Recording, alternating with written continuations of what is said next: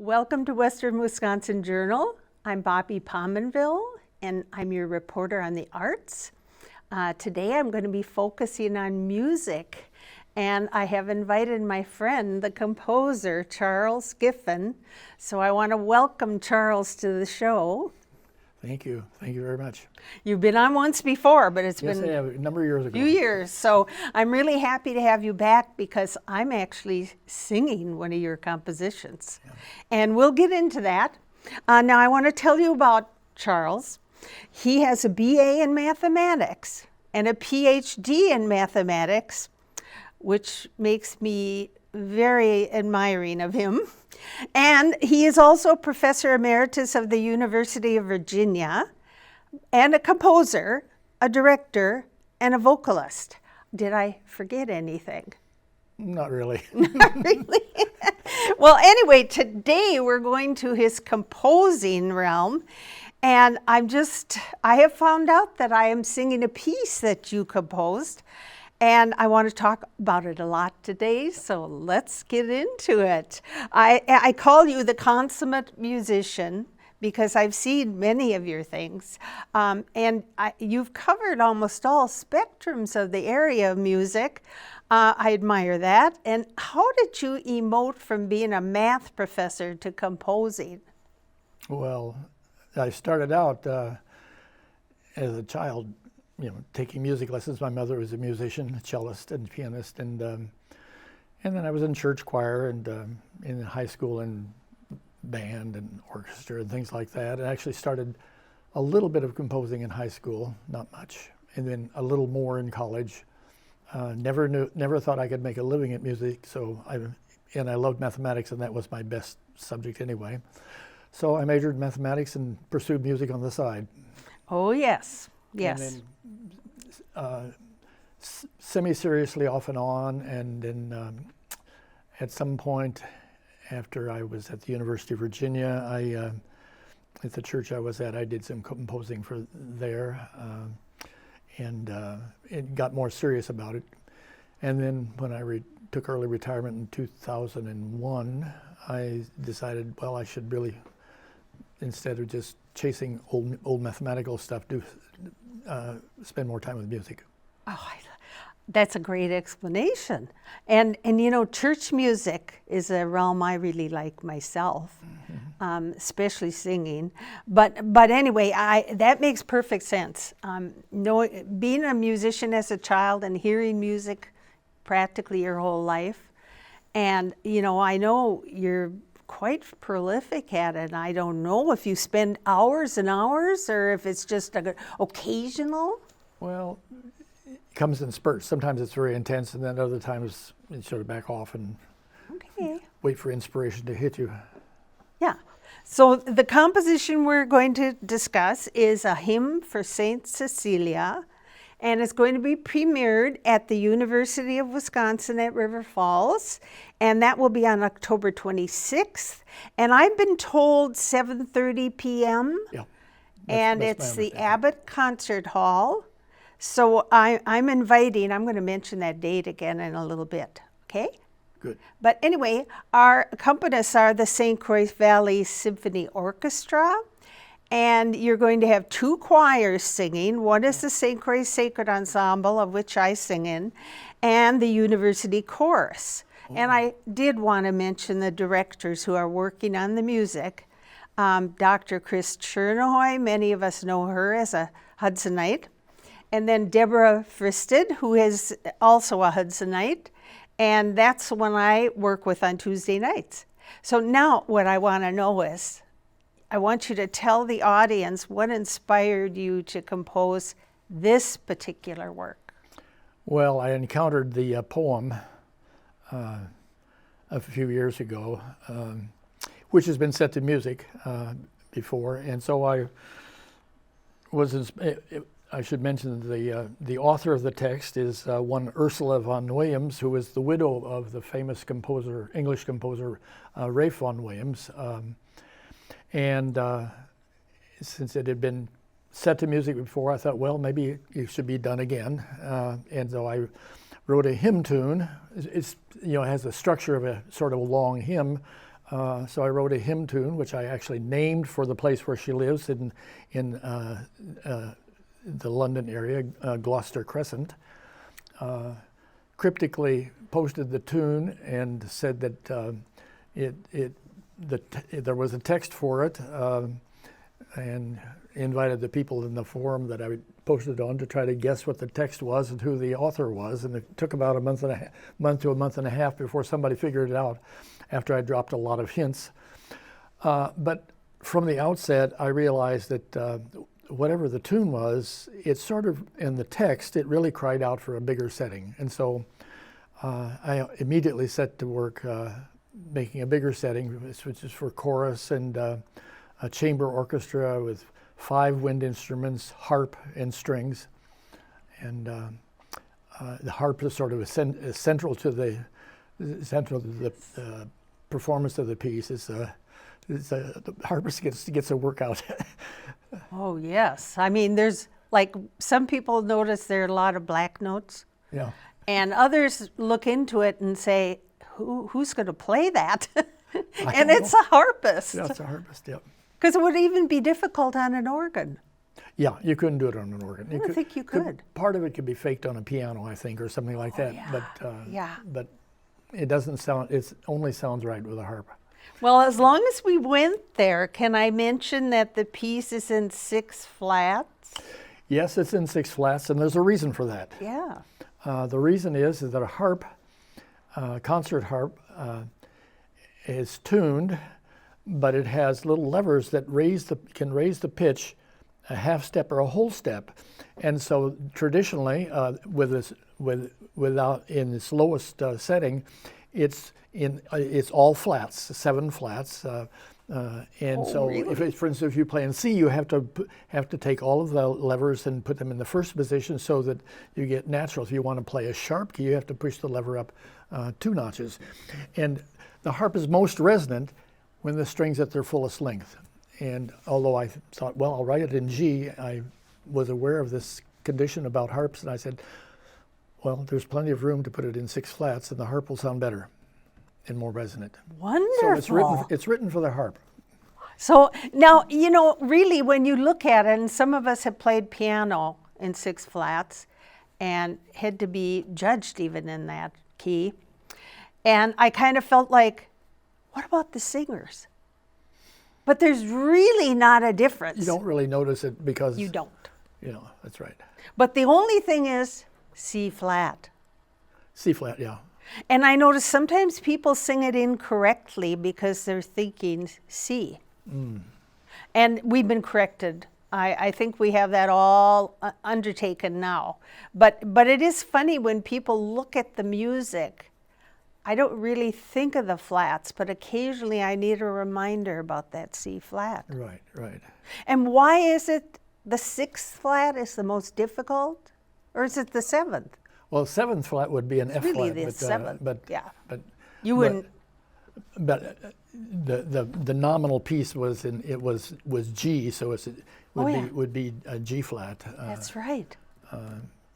But you know, I didn't write it in C flat. That's for sure. No, well, I actually I heard you talking about that one time. Oddly enough, though, although the nominal key is G flat, the piece begins and ends in D flat. And if you notice that the opening modulations are D flat down to G flat back to D flat, and in the end it ends on a D flat chord, which is really quite nice. Yes. Oh, the ending is spectacular. You like it? I love the ending. It's kind of reduced down to a single pitch in a way. Right. And the vocalist can really relax there. And then you go to a piano or pianissimo. Mm-hmm. And is that the way it is in the orchestra too? I didn't pay much attention. The orchestra is the same thing. And same thing. Well, there's sort of unison passages that go basically down to a D flat, actually. And the harp is still playing the harmonies, but then at the end, on the final chord, the harp just sort of plays off It's as though it's playing off into heaven. It's kind of an arpeggio. Yes, lots of it's completely arpeggio. So that's what's going on in the. I don't think I looked really strongly at the harp part, but what a great way to end. Yeah, it worked out pretty well. So you're ascending to heaven. That's your thought. This was the first time I ever wrote for a harp. Really? Yep. Well, anything substantial, and I had a couple of harpists look at it, and they said, "You've written for harp before, haven't you?" I said, "No." I said, "But I did try to study it very hard before I wrote." You did? Yeah. How interesting. Yeah. And we don't hear a lot of that. I mean, it's certainly not in the churches. No, it's not. And, not a common probably Minnesota Orchestra or St. Paul Chamber, you might hear it there, but, to me, it's quite an undertaking for you to do that. Yeah, it is. So the music is really quite technical. And I think maybe it's a little throwback to your mathematical mind. I don't know. I do think so. Well, I mean, yeah, perhaps, although there's other things that involve more mathematics than I have here. Yes. Have in this work. But it is kind of a joining of a couple things. Well, one thing is that the harmonic idiom for the hymn for St. Cecilia it's traditional with modern, with whatever modern take it is, but it's inspired a lot by Raphael and Williams. Oh. So, That's it's an homage to him too. And he is such a wonderful composer who many of us admire. And we have sung a few things that he's written, but he was kind of based in England, I think. Oh, he was English. Yeah. He was the quintessential English composer, composed, of course, orchestral music. He did a lot of research on English folk tunes and things like that. He turned a lot of those into hymns. He was an English hymn writer. He wrote some marvelous music, nine symphonies, I think. And wasn't he writing for some of the Queen's events? Well, I don't know if he wrote for Queen's events or not, but whatever it was, he was sort of considered the preeminent English composer in his day. Yes, and he actually hasn't been gone all that long. No. 2007. No, that's Ursula. He died in 1958. He died in 58. Get the name right. I'm sorry. What was it? 58. 58. So she's 32. So it's now, is she a musician too? She was not a musician. She was not really a musician. She was a writer, a poet. Oh, well, that works really well then. Yeah. For texts. Okay, now, I didn't put this in there, but could I ask you about the melody? How did you get the melody to, come together for this piece? That a hard question? Well, it's a little hard. Part of it came to me, just the opening notion that you start on in G-flat major, G-flat, in whatever key you start on the soul, da-da-dum-pum-pum, and then you're at the tonic. Sound, and from there, I wanted to see what worked from that. And once I got through the first line, and I realized that pattern would probably be used at the beginning of some of the other lines as well. Right. It became pretty clear. The text is a long text. Each stanza has 8 lines of 10 syllables each. It's sort of iambic pentameter, which people know from sonnets. And so it's a long text. And because for St. Cecilia is the patron saint of musicians anyway, I wanted it to be expansive. So each line, there's usually at least a couple of syllables that are set to several notes. So the tune is long, and it takes well over a minute to sing just one stanza. Yes, the stanzas are very long. Yeah, and they're divided in 2 groups. It's sort of split naturally in 2 groups of 4, partly because of the rhyme scheme, which is A, B, A, B, and then C, D, D, C. Oh. So the first 4 stanzas are just this traditional alternate rhyme couplets, but then the last last one's the outside pair rhyme and the inside pair rhyme. And so there's a little bit of contrast between the color of the first part and the beginning of the second part, where it's provides a little contrast, although that then returns to the feeling of the first part by the end of the stanza. That's so interesting. So you sort of have to consult the text. My philosophy in writing music has always been that text, when you're writing choral music, has to really dictate what you're doing. I agree with you, and I know a lot of the modern composers, the contemporaries, don't use that rule. Right. And then I kind of long to go back to something that is traditional. Yeah.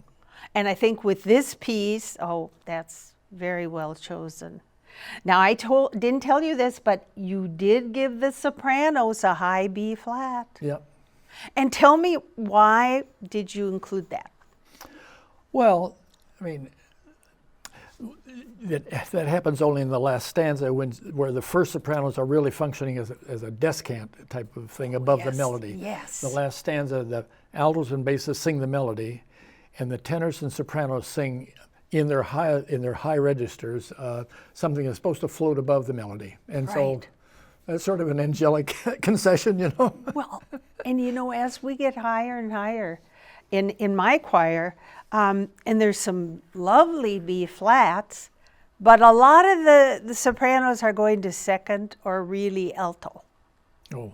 But that's okay. Well, in the score, when you get to that section, in the alto line, I say second sopranos and altos, and second tenors and basses for the bass line, and then the first altos, first tenors only in those sections. Yes. It couldn't be done. When I originally wrote the piece, I was slightly different. I thought, well, I'll sing the complete harmonization in 4 parts and add on the 2 descants above that.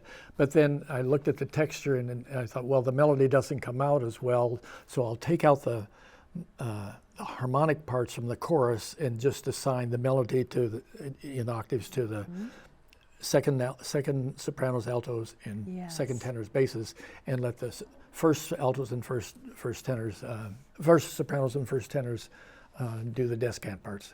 You know what? I really can hit a B flat myself, but the difficult thing in your piece is it's sustained. At the very end, the very last note is for Very the sopranos in that section is sustained. You hit it once more earlier. Yes. But that's just yes, passing. you're right. And I don't know, some of us might have to sneak in a breath. Oh, but it's all right. Well, You know. There's a spot for the breath. Let's see. Probably didn't indicate it, but there's some places to sneak in a breath. Oh, good. That would be nice to know from my rehearsal tonight, Charles. Oh, well, yeah. After own. Let's see. So from the earth, another song shall rise to meet your own. You can put a breath there. In heaven's long delight. Oh, that's a very good idea. We need that. Yeah. Okay. Yeah. What page is that? Well, it's whatever it is right before you sing your B flat, your high B flat. Oh yeah. Yeah, So that's I will You'll know where to definitely be able to find that. Yeah. I didn't put the breath mark in because if one can do it without the breath, that's Well, fine. you're right. But it takes somebody with an awful lot of lungs to be able to do That's that. exactly right. And with volunteer choir, sometimes you don't get that. But yeah, oh my goodness, well done. And it's a challenge. We need to work on it to have a challenge. And I think it takes exercising your voice. It does. And you can't just with pop people it not out. having sung for a long time because of the pandemic, it's a challenge. That is exactly right. The cool thing is that once you get past that, the rest of it begins the relaxation. Yes. You've actually sung all 3 stanzas. Yes. And then what I call a coda-like thing sort of repeats part of the 3rd stanza and then trails off to the opening line of the text, sung very, very quietly. Right. Because you're singing the song to Saint Cecilia. That's perfect. I love the part of ascending to heaven. Oh, I'm going to share that at rehearsal tonight. And you can actually hear the structure. There's a YouTube fake video of the synthesized video of the thing. So if you want to hear it with the harp and everything, Yeah. just look up my name music on YouTube, Charles Giffen music, and you'll find a video. Same of it. thing. Yeah. You just gave me. Yeah, yeah. Yes, I could suggest that even, because I know we're working on a lot of sectionals right now, but we are coming together to full choir tonight, eventually. Oh, good. Yeah. Yeah, we need to. The only thing about the video that's on the YouTube video is that it doesn't have quite there's a few modifications of the harp part I made before the performance, and that's in a separate video that's not yet on YouTube, but it's in a Dropbox, so I can send you that. Oh, thank you so much. Well, I enjoy talking about music with you because you know so much about it all. And we've had some really good conversations. I think this really helped explain to our audience. Good. And I hope they come out to hear it. I hope so too. Yeah. Now, I also wanted to talk about this. You have gifted the composition to the Choral Public Domain Library.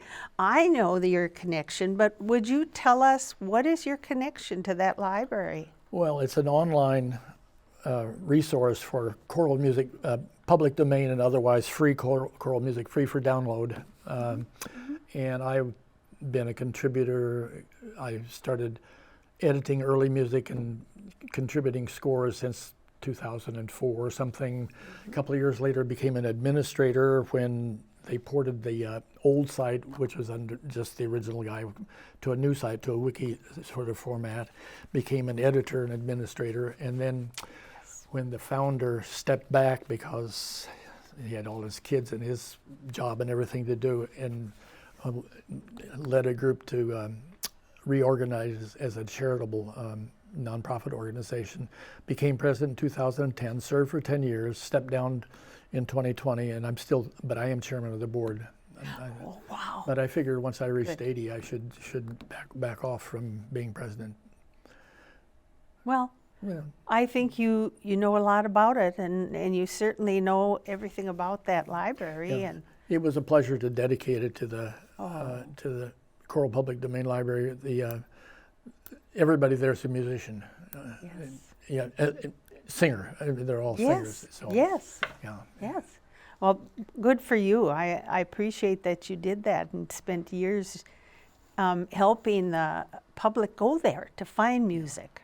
We're now at, we have nearly 40,000 different works there, and in some, it's approaching 67,000 editions. You know, some works appear with multiple editions. Yes. Because anybody can contribute an edition. And the amount of contemporary music that's appearing by people that decide, well, you know, I'm not going to make any money of this. Usually it's religious music, and there's not really any real money in religious music. Why don't I just put it there, let people freely download it if they want to acknowledge it, that's fine. And that works very well. It's really, really quite good. It's amazing. I know I believe our festival chorus at the Phipps has used some of the music. Oh yeah, Definitely. Okay, now this one more question before we run out of time, and that is, what are you working on now? Well, it's more like I was putting the finishing touches on a few things. Well, one, I had to work on getting the score ready for this. Yes. This Bring Us, O Lord, I composed about a few months ago, and finally have that in its final form. It's a piece a cappella piece for 5 voices, originally written for 5 men's voices, but it can be sung by sopranos, really mezzo-sopranos, alto, and then tenor, baritone, bass. The group that sings it they bill themselves as being 2 tenors, two tenors, a baritone, a bass baritone, and a bass. But in fact, the 2 tenors, one's really an alto and one's really a countertenor. So it works out very well. It's a German group that inspired me to write it, because they had posted a video of them singing one of my pieces, actually 2 of my pieces, and they've taken it up and they like it very much. And then I said about improving it and also sort of recasting the labeling, the voicing, so it could be done by a mixed chorus, and in a transposition even a little higher, but it only goes down to a low F in the basses, and the sopranos go to a B flat or something. Excuse me, go to an E flat or an F, something like that. Now, but it's a great text, which, again, I discovered the text in somebody else's music. The English composer William Henry Harris wrote an 8-part setting of "Bring Us, O Lord, at Our Last Awakening." The text, by the way, is by John Donne. From a sermon that he preached. Okay. And it's 8-part section, beautifully recorded and on video available by Voces 8, which is a fantastic group. But being an 8-part setting, and most choirs are not 8-part, and then having just encountered this 5-part group, I thought, well, let's write a smaller scale setting, and it's worked out really well. And Good. It has. It's more adventurous harmonically than the hymn to Saint Cecilia is. There's some there's sort of an initial beginning to the prayer, and then there's puts forth 4 pairs of things like light or darkness. Well, but he says there shall be no light nor darkness, but one eternal light. And so he has several things where he gives 2 things that contrast and then provides a solution to these. So there's these 4 things. And because of their nature, I harmonically treated these in ways that suggest what he was describing, and also the cure. And then at the end, because there are 4 pairs of things, there's a 4-fold amen that is. It makes you want to cry. Oh, I love those amens. They're so wonderful. I've noticed that actually most of my music, except for some of the hymns, most of my pieces tend to end quietly. Oh, really? Well, let's go back to the first piece, or the second piece, of course, actually both of them, but This Advent Moon ended quietly. The Creator of the Stars of Night ends quietly. Oh, yeah. The piece we sang 2 years ago ends quietly. This piece ends quietly. Ooh. It does not have, a piece doesn't have to be bombastic at the end No. to have its effect. I think that's, I don't know. It's interesting that you're. I only discovered that when somebody said, Yeah. "Yeah, you could have made it a grandiose ending," and I looked at it, I said, No. "No." It's very effective to end that. I mean, there's a big fortissimo ending to the 3rd stanza, but that's only to let you know, okay, that's what happened. That's the sum of the poem, but what is the effect on us? And so then it trails off. Right.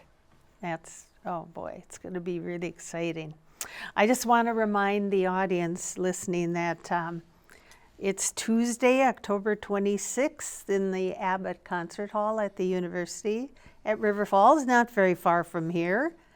And you will hear orchestra and choir, and you will hear Charles' composition, a hymn to Saint Cecilia. So please do consider, I don't think they have to get a ticket ahead of time. No, tickets at the door, from what I understand. Yeah. I even saw a price like $2 to $8 or something Oh, like that. my. Maybe it's Very $2 for reasonable. students and $8 for non-students. Oh, I'm not good. sure I don't know what the fare structure is. Yeah, I would love to see a nice audience there to enjoy the piece. And Charles, thank you for coming down today. thank you, What Bobbi. It's a fun to pleasure. talk with you. Both of us from North Hudson, across the bridge down here. I hope that's over soon. Maybe next month I won't have to wait in line. Right. So thanks again for pursuing that like I did. And I do wish it were over, but I've heard November. Well, that would be good. That would be good. Let's 'cause- hope the snow hasn't flown before by then. Oh, that's right. Oh, that would be horrid. Well, thank you again, Charles. Thank you so Wonderful much. My talking to pleasure. you. And My pleasure. thank you to the audience for watching the show today and hopefully coming to hear a premiere work. That's exciting, and I know you would enjoy it. So thank you very much for watching today.